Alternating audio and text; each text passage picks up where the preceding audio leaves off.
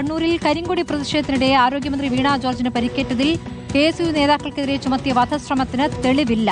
എഫ്ഐആറിൽ സൂചിപ്പിച്ച മന്ത്രിയെ ആക്രമിക്കാൻ ഉപയോഗിച്ച ആയുധം കണ്ടെത്താൻ കഴിഞ്ഞിട്ടില്ല.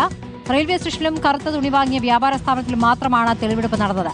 അർജുൻ കല്യാട് വിവരങ്ങളുമായി. അർജുൻ, ഇപ്പോൾ മന്ത്രിയെ ആയുധങ്ങൾ ഉപയോഗിച്ച് ആക്രമിച്ചു എന്ന് പറയുമ്പോൾ ആ ആയുധങ്ങൾ കണ്ടെത്തിയിട്ടില്ല, വധശ്രമത്തിന് തെളിവില്ല എന്നാണോ അറിയാനാകുന്നത്? എന്താണിപ്പോൾ എഫ്ഐആർ സൂചിപ്പിച്ച ആയുധം കണ്ടെത്തിയിട്ടില്ല, എന്താണ് ഇപ്പോൾ പോലീസിൽ നിന്ന് അറിയാനാവുന്നത്?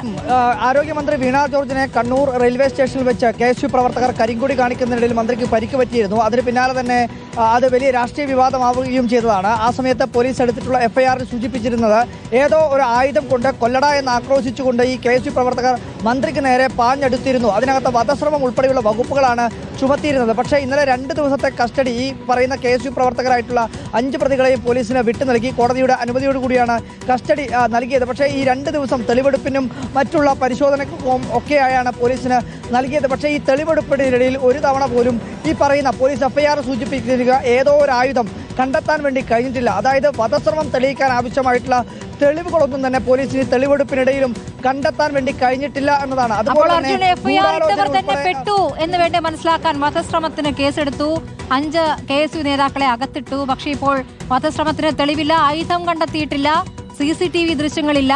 അപ്പോൾ ഒരു തരത്തിലും തെളിവില്ല, വധശ്രമം തെളിയിക്കാനാവില്ല, കോടതിയിൽ പൊളിയും കേസ് അല്ലേ? ഘട്ടത്തിൽ അങ്ങനെ വേണം നമുക്ക് അനുമാനിക്കാൻ. കാരണം വധശ്രമം എന്നുള്ള പ്രധാനപ്പെട്ട വകുപ്പ് ഇതിനകത്ത് ചുമത്തിയതോടുകൂടിയാണ് ഇതിനകത്ത് വലിയ രീതിയിൽ KSU നേതാക്കളും കോൺഗ്രസ് നേതാക്കളും ഒക്കെ ഇതിനകത്ത് അതിരൂക്ഷമായിട്ടുള്ള വിമർശനവുമായി രംഗത്തെത്തിയത്.